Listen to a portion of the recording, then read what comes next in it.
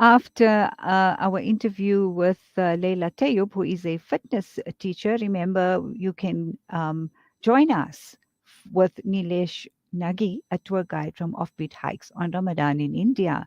That's between 12 and 1 on this program, Mid Morning Talk with Najma Khota, every Monday. We welcome our guest, Laila Tayob, who is a fitness trainer. Assalamu alaikum, Laila. Laila, can you hear me? Well, what we're asking, Leila, this morning is can one exercise during Ramadan? And the answer I got is absolutely yes. And sorry, I'm just waiting to connect with Leila. There's been a technical problem. Let's see if we can um, get her online with us as soon as possible. In the meantime, many people do keep up a workout during a workout routine, I beg your pardon, during fasting hours, and some report feeling even more energized during this time. Now, I've actually read somewhere that jogging before iftar is ideal. We find out, is it ideal? I'm going to ask Leila that as soon as she joins us. And then what it does, we know exercise in any case does control stress and boosts the body's ability to deal with existing mental tension. Now, not that there is that mental tension, it's just daily life and daily routine that gets our mental tension in question. But we're specifically asking about in Ramadan. Has Leila joined us? All right, Leila, we lost you there for a bit. Can you hear us? Gee, I can hear you. Okay, Leila, the question I asked is can one exercise in Ramadan? Gee, so the short answer is everybody ideally should be exercising in Ramadan, whether you realize it or not. I mean, if you look at Islam and our entire life and our wellness and the way the Prophet Nabi Sallallahu Alaihi Wasallam has set out the Sunnah, Mhm. everything we do is for our benefit. So the body is an amanat from Allah subhanahu wa ta'ala. We fast Mhm. for a reason, and we should still be looking after ourselves and our body. When we read salah, we don't realize how many muscles are activated and are used during that. If you look at every single position, from your ruku to your sujood, we're activating our muscles, our joints, everything.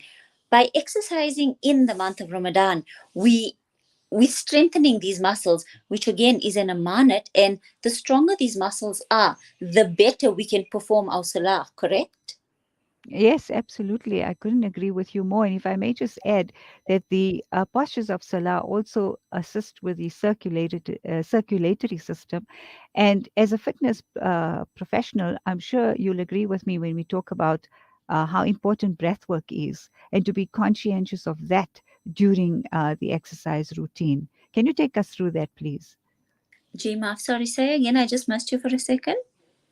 I spoke about the fitness routine. Do you hear me clearly? G, yeah, I can hear. In terms of breath work, and I also added a bit to the salah postures and how it also assists with the circulatory system and other systems in the body. So what we're then saying is that we shouldn't stop exercising because we're fasting. No, of course. It's using the body's capacity to be able to manage it during the fasting. So please take us through that. Gee. Okay, so if you think about your salah just from your first position, your standing position, you standing, right? That alone is strengthening your back. When you do Allahu Akbar, you opening your chest, your back, your shoulders. You bow down into ruku. You strengthening your hamstrings and your calf muscles, your lower back. Your entire process, as you come back up, and I'll just take you through all the positions and the postures. As you come Certainly. up from ruku, your glutes are getting strengthened, your hamstrings, like you said, that spinal circulation. If a person wasn't exercising, or say a person was just sitting the whole day and you still go for your salahs, the salah alone is an exercise platform where you actively activate each and every muscle. If you think about your sujood, you sitting in a position where you're on your knees, you not only strengthening your joints, but you got that mobility and flexibility. You bow down, your final position towards Allah Ta'ala. You put your head down, you stretching and you're opening. You come back up, you go back down. Right. So, how would you then advise on how to maintain a fitness routine outside of Ramadan, but more especially during Ramadan? During Ramadan, the best time to train is when you're not fasting. The honest truth is Okay. when you're not fasting, but we've all got spiritual goals. I mean, when you're not fasting, your window between iftar and suhoor is a very tiny window, depending where in the world you are. Mm-hmm. Whether it's South Africa or in any other country. Also, in that time, you want to be reading your Maghrib, your Taraweeh. Like we're saying, Taraweeh and Salah is an exercise form on its own, depending on your responsibilities and spiritual goals. Whenever you find the time, whatever works for you best, that's the time that you should try and exercise. It doesn't have to be like at maximum. You're not trying to go at your maximum 1, 2, 3 reps, the heaviest of weights. It doesn't always have to be in a gym or with dumbbells. A simple walk in the garden. I mean, at the time of the Sahaba radiallahu anhu, between Asr and Maghrib, they would walk in their date farms and the gardens. Walking is such an important and overstated thing.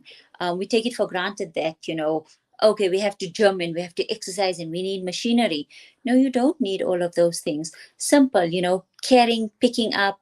If you look at the small things, even, I know it sounds funny and random, right? But even your sweeping, if you had to just like, sweep, call it your kitchen or your yard or whatever, Mm-hmm. that all forms part of non exercise activity. And you're still burning calories, you're still using muscles. Right. And so what you're then saying is, you keep up your exercise routine that you have been doing before Ramadan, and then in Ramadan you continue. However, I think it's in layman's terms, it would be listening to your body, so you don't overdo the exercises because again, you're controlling blood sugar levels, you're controlling blood pressure levels. So how would you then, I think you touched on it, but can you elaborate a bit more? Walking is, you've already said so, but what else would you say that you can include that you're doing in outside of Ramadan that you can continue with while fasting? So, say if you do regularly go to the gym, you purely just going to reduce your intensity. If you were lifting, and I say this for a woman because obviously the Mm-hmm, males would be lifting a different strength. Say if you mm-hmm, used to be lifting 15 or 20 kilos, maybe you possibly drop to like a 12 or a 10 kilo as opposed to your 15. Instead of mm-hmm. maybe doing 3 sets of 8 reps, you drop it down to 1 or 2, depending on your body, depending the time that you fast, the time that you're exercising. I mean, we don't want you exercising at 10 or 11 o'clock and you go all out and then you're tired and hungry and thirsty for the rest of the day. Whereas at 4 o'clock, by the time you finish your exercise routine, it's 5, quarter to 5. You're going to read your asr, get ready for iftar, and you're going to replenish your body. Your Right, your body is an amanat, so you can't overdo the exercise and not look after your body. But by exercising, you notice that lethargy goes away, you feel better, you feel revitalized, because exercising also releases endorphins. So you feel a exactly. little bit lighter, you feel better, you get the circulation. Yes, subhanallah, I'm not saying do heavy stuff, don't not read Quran, but a lot of times when we're reading Quran is not reading an English magazine. You have to give it your full attention, your concentration. You actively concentrating when you're reading Quran. A lot of women will say their back gets stiff. Now the days are colder, so your legs might get stiff. Like your simple exercise routines, just stretching it out. Even if it's not dumbbells and you purely chose mobility over Ramadan, just getting those light stretches in, like you said, you're breathing, you inhale, you exhale, it's all working on the respiratory system. It helps with Mhm. circulation, it helps with your digestion. At the end of the day, digestion is Correct. such a big part of Ramadan as well. Right. So it's important to mention then that, we're so mindful of our bodies during the fast because physically there are changes, and we know that there's a certain type of detoxing happening with the physical body, physiological body. There are changes.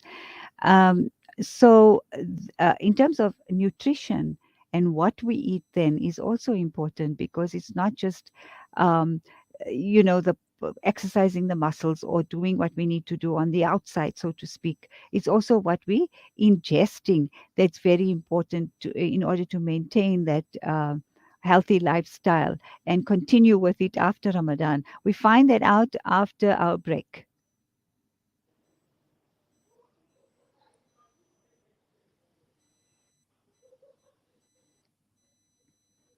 Ramadan, donate your zakat to Ashraful Aid.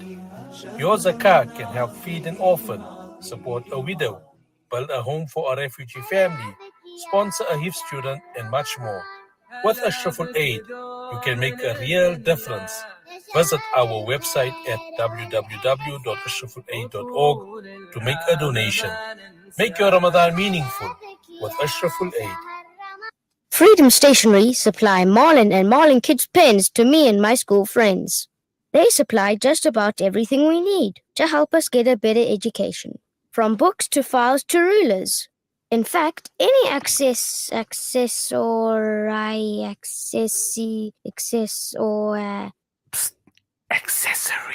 any accessory we need. Freedom Stationery.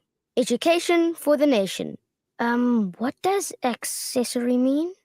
This Ramadan, spread the love with Sunshine D margarine, the perfect addition to your seri table for spreading, baking, and cooking. Sunshine D is rich in essential vitamin A, E, and D, and is the tastiest way to get their day or night started. Sunshine D tastes nice, no lies. At Sentio, our Invest for Good philosophy is based on a genuine desire to use our investment skills for the benefit of broader society by investing responsibly, giving charitably, and developing talent that will transform the investment industry. Visit www.sentio-capital.com for more information about our Sharia investment products and start saving with us today. Sentio Capital. Invest for good. Sentio Capital Management is an authorized financial services provider. In the aftermath of the tragic earthquakes in Syria and Turkey, thousands of survivors are struggling and in need of food, shelter, and life-saving aid. This Ramadan, take a closer look at the countless lives that have been turned upside down. You have the power to help. Your donation is the lifeline, a beacon of hope in an otherwise hopeless situation. Please donate today. Visit donate.unhcr.org/Ramadan-ZA. These days, I'm more health conscious than ever. So tonight, it's stir fry for dinner, cooked in healthy Helios pure sunflower cooking oil. Helios is pure sunflower goodness, packed with omega-6. That's good for your heart, and is approved as part of the Heart and Stroke Foundation eating plan. Dinner's ready! Helios, pure sunflower cooking oil. A healthy family is a happy one.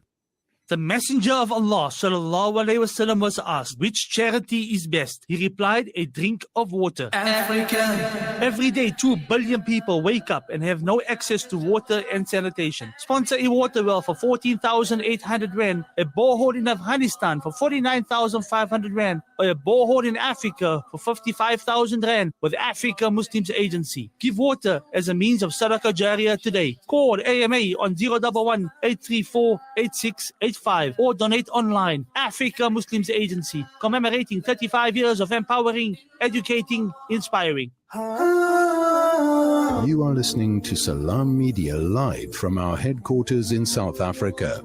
This is Salam Media, keeping you company this Ramadan. The exact type of exercise you choose to undertake during Ramadan will depend on your needs, preference, goals, and how you feel while fasting. Whether it's going for a walk, a light jog, doing yoga, or weight training, all types of exercise are valid. It's about finding what is best for you. Fitness trainer Laila Tayob joins us to expand on that, and we've already spoken a little bit on that, Laila. And before the break, I asked about the correct nutrition. Gee, if we take it back to, what is sunnah, the sunnah method of eating, and I mean, this we all know, is 1/3 food, 1/3 water, and 1/3 empty, Right. correct? Right. Right. Yes. So in Ramadan, if we look at our window of eating, it's Mm-hmm. very short. Now that the days are shorter and the nights are longer, you obviously want to get in a bit of sleep and whatever.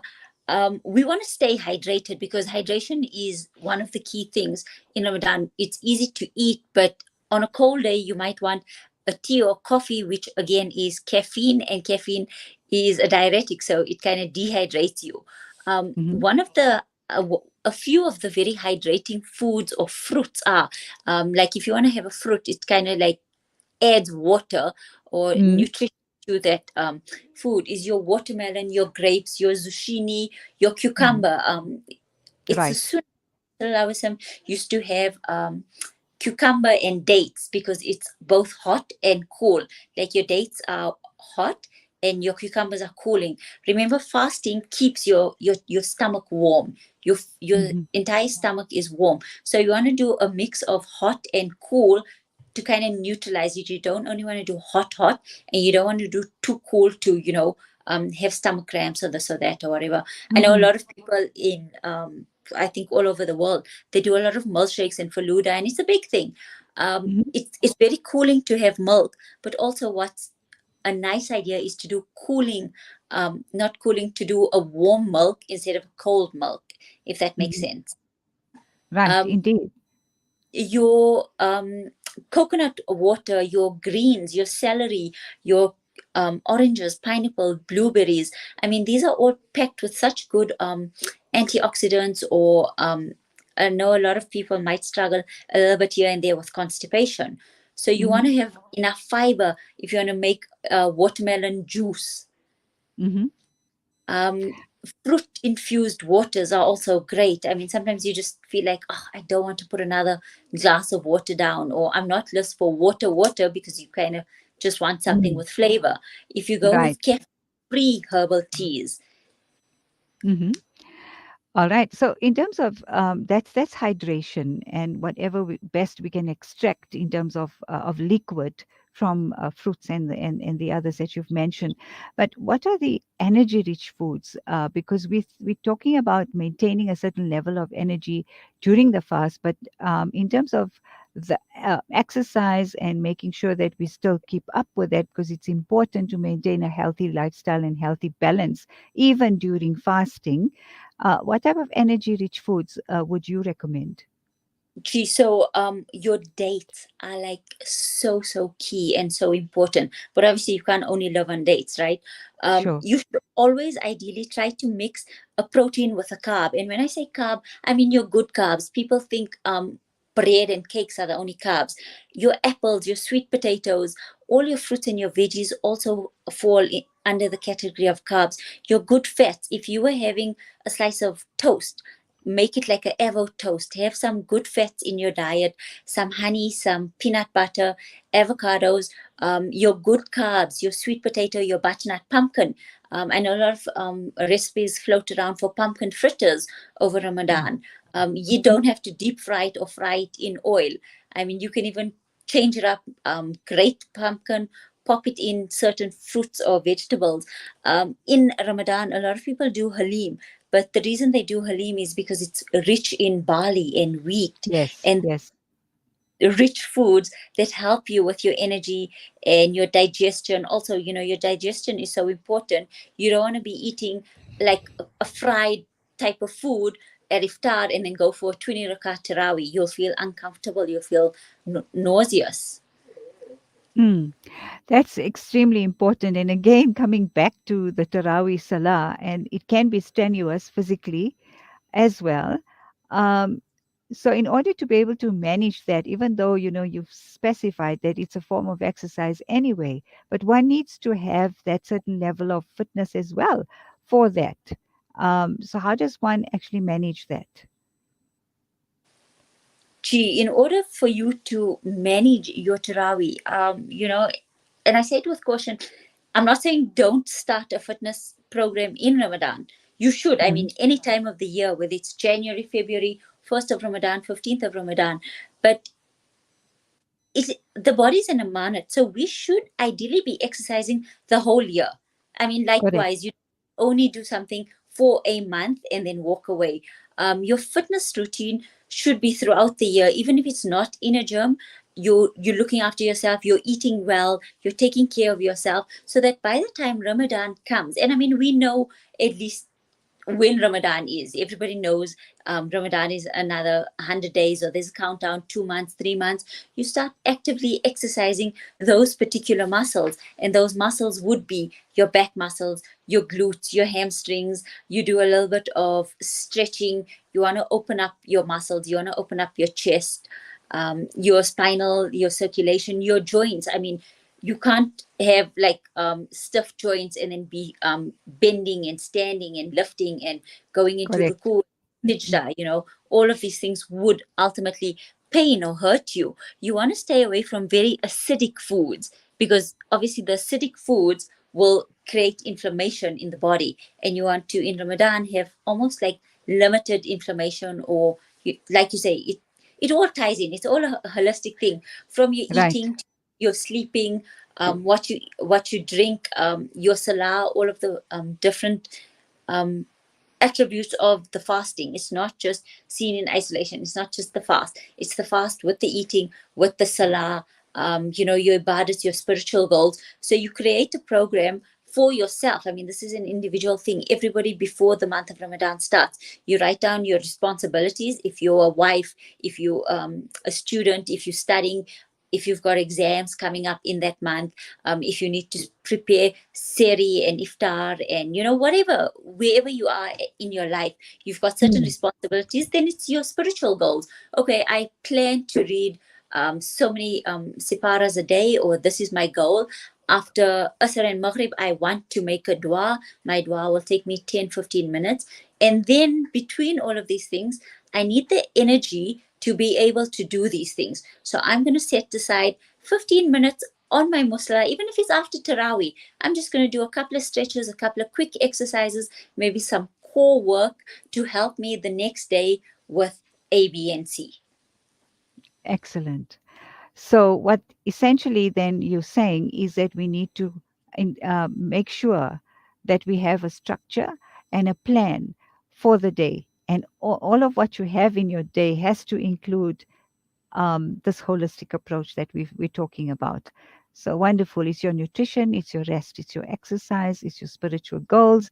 And in fact, it goes without saying, but to maintain that after Ramadan, inshallah.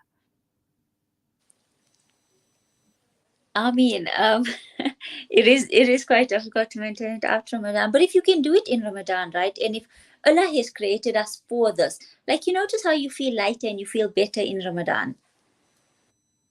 Correct. And to maintain that. Right. Absolutely. So if you can remember these feelings, and like I said, one of the biggest processes in our body is digestion. When we're not eating the whole day, we have energy, right? I mean, you go to work, I go to work, we all go to work. We get through from 7 o'clock till 6 o'clock without being like, oh my God, we're dying. We need the food. We've had our say. Hmm. We know we're going to have an open window. What we need to remember after Ramadan, and I touch on it again, is we should not be eating and drinking like there's no tomorrow. One third Right. food, one third water, one third empty. If we can maintain that, you'll see your energy flow will be better. You get through the day without focusing on breakfast or lunch, or I got to stop and eat. I'm passing Starbucks. Let me go grab a coffee. Let me go do this. In Ramadan, we do the exact same things we do out of Ramadan with more energy, and our body's not using that much energy for digestion. A So wonderful, yes. Continue. Sorry. I say the program that you start in Ramadan, or what you follow in Ramadan, you just, inshallah, extend it out of Ramadan. And that is the perfect note to end this discussion with you on, Sister Laila Tayob, a fitness teacher. Jazakallah khair for spending your time with us and sharing this information. No, I mean, Jazakallah for having me. I wish everybody a wonderful rest of the Ramadan. We're hitting the last 10. Remember me in your duas, and try to at least take a walk in these odd nights just for energy and some circulation. Likewise. Jazakallah khair. Assalamu alaikum. Walaikum salam.